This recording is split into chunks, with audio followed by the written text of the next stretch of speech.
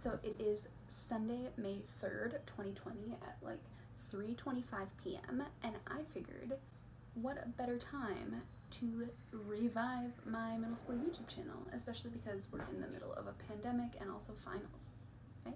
So I'm gonna start you off with a what I eat in a week video, sort of just casually taking you through what I munch on as a vegetarian and a celiac gluten-free person. I'm excited. Let's do it. I'm eating lunch at 3:30 p.m. because that's what life is right now. Okay, so for first meal, I'm gonna do a avocado corn tortilla situation because we don't have a lot of gluten-free bread going on, with a fried egg.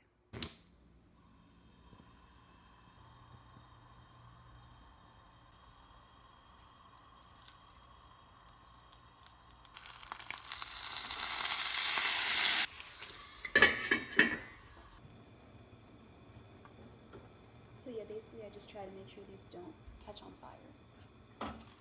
My eggs chilling, and I just toast them. Corn tortillas are not as good as flour tortillas. That's all I have to say. This one's really fragile, so I'm not gonna keep it on that long.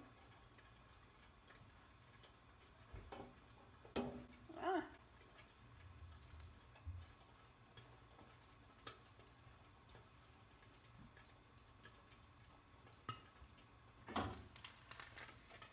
Okay, that's good.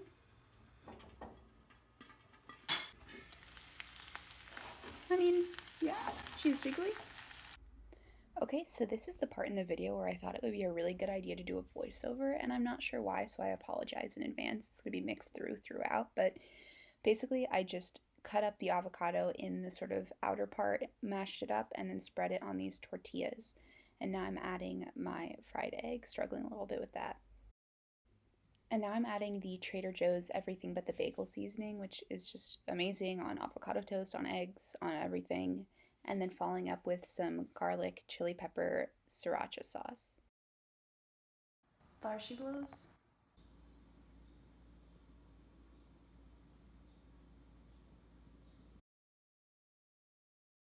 Okay, so it's just about dinner time. I'm not feeling super well, so I'm not sure I'm gonna do anything really big, but I have some brown rice pasta already made from yesterday, and I think I'm gonna cook up some zucchini in olive oil to have with that.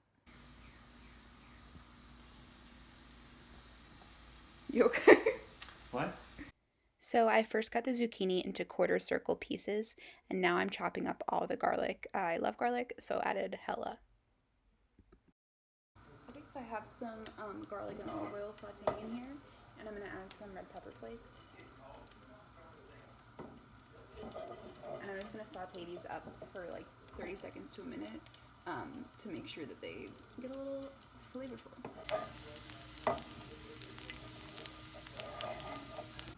Okay, and I have some red pepper and zucchini that I'm about to add in right now. Okay, here's how it's looking. I feel like I should have put the zucchini and the red peppers in at different times. We're fine. And my parents are watching CNN so loud and they won't stop, so I feel really, really good. I think I'm gonna let this go for 4 or 5 minutes. Add some salt and pepper and see how it goes. I'm gonna microwave the gluten-free pasta. It tastes really bad microwaved, but I have no other choice. Sauteing this till the point of being tender but not overly soft. And now I'm gonna mix it up into the brown rice pasta a little bit. Just get everything coated in the olive oil. Ooh, this lighting. Look at my shadows. It looks pretty good. It could probably benefit from some parm, but yeah. Hello. Good morning. Gonna have some breakfast. Earlier in the week, I had made some gluten-free banana bread. The recipe was really bad and I wouldn't recommend it, but I'm sort of zhuzhing it up with a ton of butter and cinnamon, and it made it pretty edible and honestly, like, decently delicious. So yeah. I also drink tea at a lot of points throughout the day, especially when I'm really cold. So here I'm just putting some tea water into our electric kettle and setting that up to heat. Normally I drink a green tea, or lately I've been having the Tazo spicy ginger tea with lemon, and it's really nice. It's kind of like anti-inflammatory, makes my stomach feel good, and I drank it a lot when I used to have original like celiac problems with my stomach. And the lemon just adds a really good flavor. and just enjoyed it outside while doing some work for some nice little relaxing tea time. For lunch, I just reheated some of the pasta from the night before, and honestly, it was really good. I added more red pepper flakes and a lot of salt, but even in the microwave after a little while, it still tasted really delicious, and I'm happy with how it turned out. Yum! Hello. So, for dinner tonight, we are having Mexican food. My dad's making chicken and rice. I'm just gonna have some of the rice, and then I'm gonna put some beans together. My dad very nicely chopped up onion and garlic for the beans. Thanks, Dad. You're welcome. Okay, so we have the onions and garlic sauteing in here, and while that happens, I'm going to rinse the beans. We've got black beans and then also kidney beans. I think there's going to be a lot of beans to fit in this tiny pan, but I think it'll be good. Beans. Spice-wise, I normally use garlic, cumin, smoked paprika, and chipotle chili flakes. So this combination has been my tried and true favorite for a while. I add a decent amount of every spice, but especially cumin and smoked paprika. Paprika is like my favorite spice, honestly, and the chipotle has been a new addition for me, but I think it's really good. LOL, so I forgot to get a video of it, but this was the final product and it was so yummy. Would recommend. More kind of nasty banana bread with a ton of cinnamon and butter. Yeehaw. I also drank coffee that morning because I was super exhausted and I had a Zoom call with the governor's office. But when I do drink coffee, it's super little, like that much. And I add hella almond milk.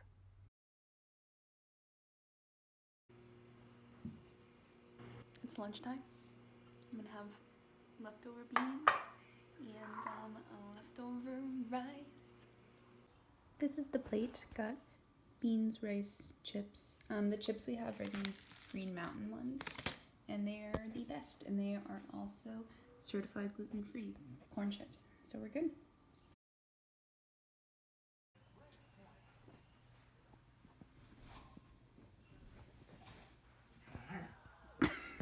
Okay, so for dinner we're gonna make a sweet potato chickpea spinach curry. That's like my favorite meal ever. But before we do it, I have to eat a spoonful of peanut butter because I'm so hungry.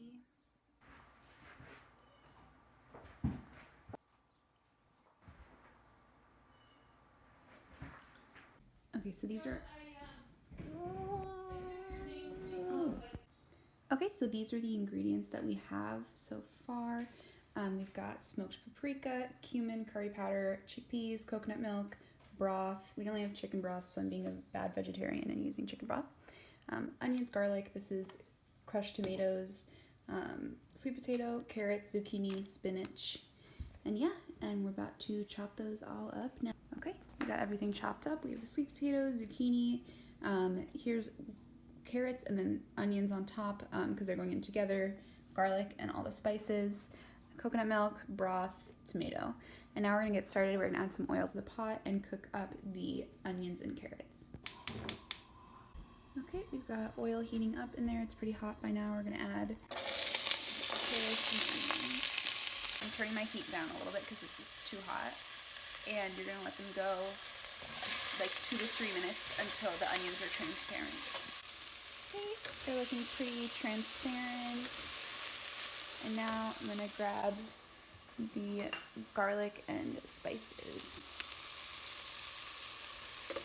So you're just gonna mix it until everything's thoroughly covered and pretty fragrant. If you need to unstick, you can add a bit of stock to the pan, just so it unsticks a little bit.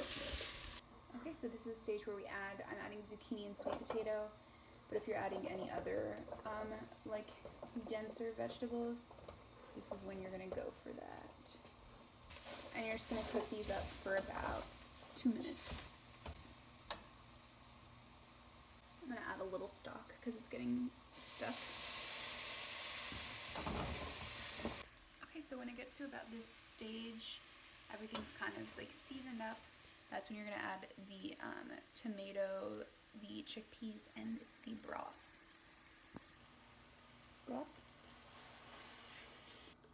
This was from a larger can of diced tomatoes that we used earlier this week. But it's equivalent to about one small can. It's me, adding chickpeas and not narrating. The audio for this clip is like that Vine where it's like, this is what good sounds like. Okay, it's feeling a little thick, so I'm gonna add a little more broth. I'm just eyeing it. Like that much more. And this is always the stage where I forget that I need to add the coconut milk. And you're supposed to add that kind of stuff later, but I add it earlier so that there's more liquid when this is all cooking down. Okay, coconut milk is in. It's so thick, like that's just what it looks like. But then I'm gonna stir it up, and it's a really great addition. The recipe I use normally doesn't call for this, but I substitute 1 cup broth with 1 cup coconut milk because I think it makes a really good creamy sort of mixture. Okay, so it's definitely boiling. I'm gonna turn the heat down to a simmer and then cover it up for half an hour. Also made some rice. There she blows, nice and steamy. Gonna let the air out. It overflowed, so that's how I'm doing. And then cover it back up just while this is still cooking for another like 10 minutes so it gets fluffier. Okay, so it's been 30 minutes. This is what we've got. It's a little bit more liquidy than I would like, but it's got a lot in there. So I'm gonna let it cook a little bit longer with the lid off so some of the liquid can evaporate. I'm also gonna add a bunch of spinach now. Ooh, she's steaming. I don't always add the spinach, but we have a lot right now that I want to use up. So, yes. So this is final. I hope Brett Kavanaugh gets COVID. Seriously. Hello, good morning. Sorry about the backlighting. I am about to go for a run, but I'm a little hungry, so I'm gonna make a smoothie and have like part of it a little bit before my run, and then more after my run. I'm gonna have frozen bananas, frozen strawberries, almond milk, Greek yogurt, maybe some spinach. We'll see. Okay, so we've got spinach, Greek yogurt, frozen strawberries, and bananas. And now I'm gonna add a little bit of almond milk. I never add enough almond milk, so we're gonna start with that. That's too much. Okay, well, we'll see. Okay, so I got a NutriBullet a few weeks ago, and I really like it, but I'm still getting used to it, so I don't know how well this is gonna blend, especially seeing as it has a lot of things in it, but we'll see. Vroom vroom. Okay, so this is it. It's pretty light and thick because of the Greek yogurt, but I don't want to add any more almond milk, so I think I'm just gonna eat a little with a spoon, like really little, digest for a bit, and then go for my run and come back and have the rest.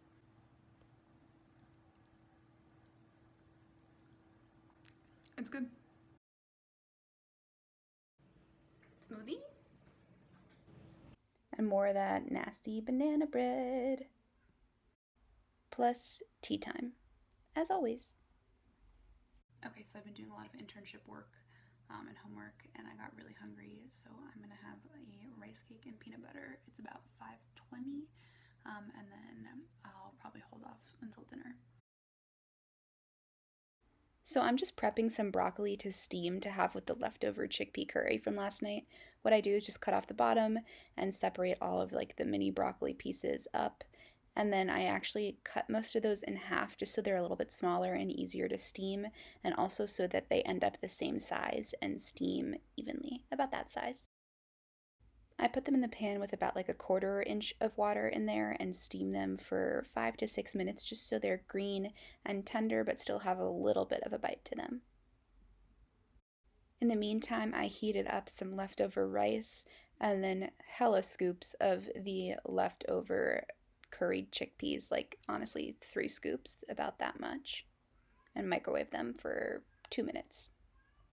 I take the broccoli out after it's about this green, serve it with a little sriracha, and it is absolutely delicious. Hello, good morning. So for breakfast, I had some Chobani non-fat yogurt with granola that I made thanks to Lane for the recipe. I stir up the yogurt, add literally a shit ton of granola. Like, I cannot underestimate the amount that I add, at least 2 to 3 rounds, so it's almost more granola than yogurt, but hey, we don't judge. And yeah, it's delicious. Sometimes I add a splash of vanilla extract, and today I also added a bit of peanut butter to mine, which is really great. Leftovers and hot sauce. Yee freaking ha. Lane and I like to bake together on the phone, so I was baking some gluten-free strawberry scones. They ended up turning out pretty well. It was a pretty easy recipe, and honestly, they were the most like gluten-looking, gluten-free thing that I've baked thus far. So I will drop the recipe down below if y'all see yourself wanting to make it. But yeah, it's really fun to bake on the phone with someone because you end up talking about crazy things like, where does saffron even grow? So yeah, it's super fun, and these were actually really delicious. Also gave them a maple glaze, doing my best to make a gluten-free version of the Abel Baker Belgian waffle scone, but it didn't really turn out the same. But yeah, glaze was great, and I ended up just like dumping it on. Honestly, I'll join you. Take a break. We can cook.